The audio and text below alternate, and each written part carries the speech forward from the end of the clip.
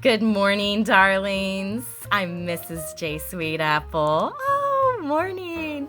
I am so glad to have you join me for a not-so-perfect 1940 sponge roller set using these little sponge rollers. Yes. So what we're going to need for our not-so-perfect set? Well, I've got a bunch of these sponge rollers. And we are also going to need some Lotta Body. This is a setting mousse, which I love. I've got lots of clips, bobby pins. I also have my rat tail comb and a two-sided brush, as well as a loose triangle hairnet and a mirror. Yes, darlings.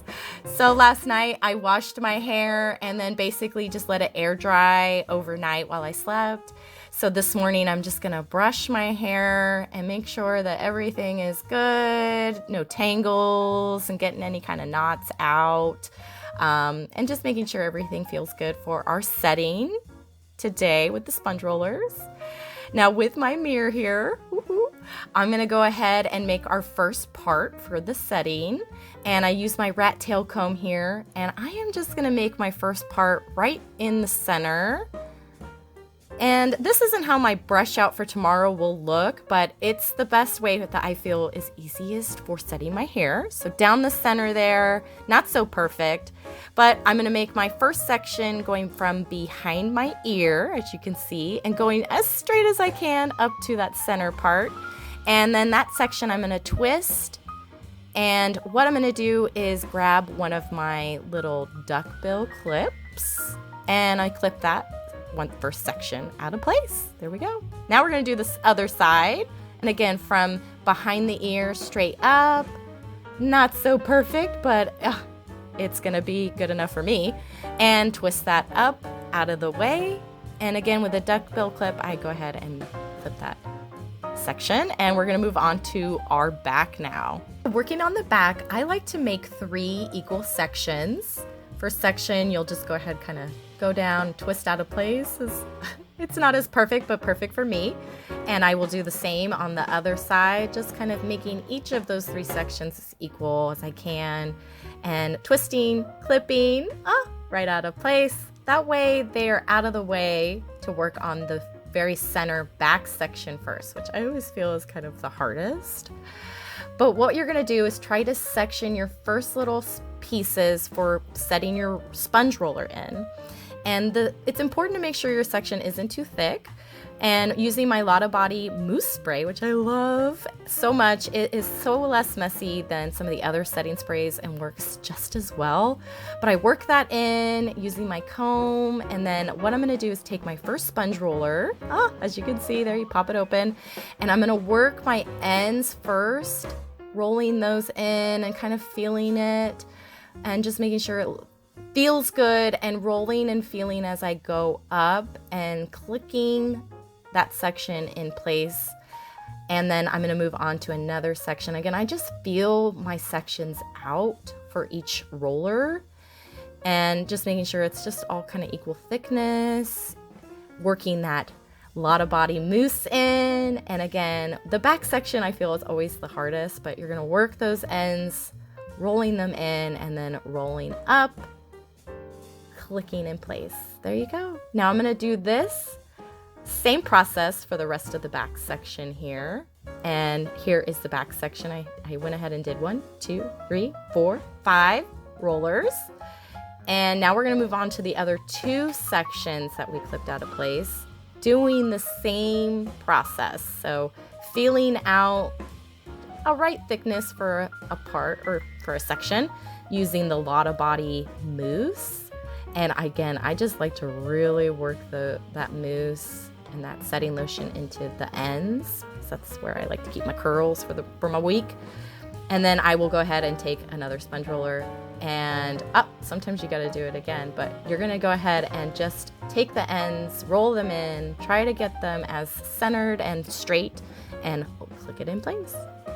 Now I'm going to go ahead and just kind of go a little fast here, but I'm going to do that for each section. And we're going to do 5 rollers on each side. Again, just kind of taking my Lotta Body mousse and rolling the ends as nice and straight neatly as I can on those two last sides. Here I am working on the last section for the back.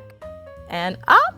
Here we are. Okay, so there's that last section all done. Other section. Now we're going to move on to those two fronts. Moving on to the front sections, I'm going to take my duckbill clip out. And what I'm going to do is take my rat tail comb. And now we're going to go ahead and make our sections for our front.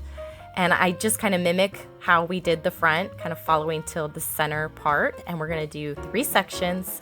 And 2 of those are actually going to be sponge rollers.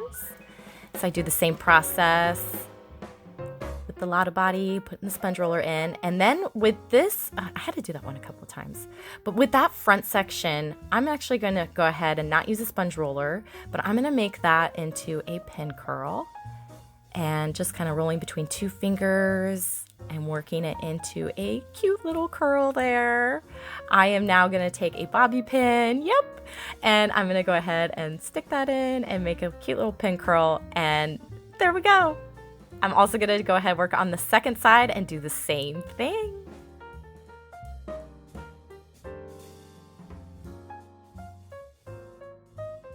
And I do try to make it perfect, but I'm not as perfect. And up, working that in.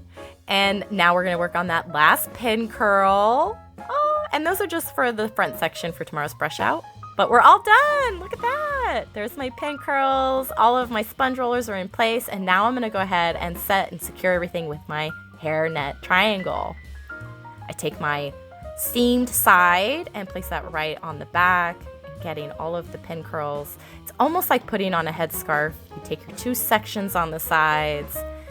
You're going to go ahead, kind of make sure it's tight, but tie down on that first section and make sure it's just above your pin curls there. Yep.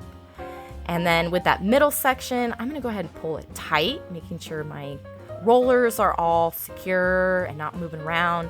And then I'm going to pull that middle section in, match it with another side. And then I'm going to go ahead and put that into a bow there. And then once I've got my bow, I'm going to go ahead and take all of the ends there and twist it together. And what I've got is a little bundle there. And then I actually go ahead and tuck that bundle into the hairnet on the side there where it won't mess up my rollers. But that is out of the way, and now everything is secure. My pin curls are good. And now I'm ready to go ahead and accessorize and put on a cute little headscarf. I just love matching sets like this. This Local Lindo Cascade dress with matching headscarf is perfect for today's vintage look. And we're gonna go ahead and cover up our sponge roller set with the scarf here, tucking in one corner.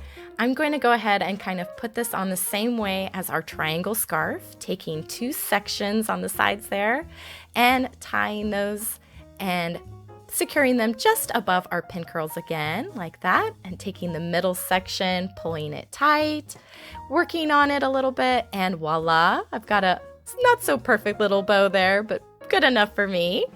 And now I'm going to just top this look off with a couple of jewelry accessories from Splendette, like these little drop earrings that match really perfectly. Oh, and this little bangle here to set it all off.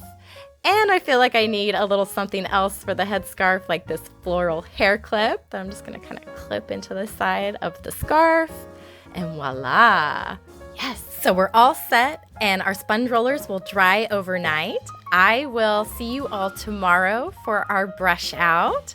I want to thank you all so much for watching today's sponge roller video, as well as follow me on my social media for more pinup girl styling.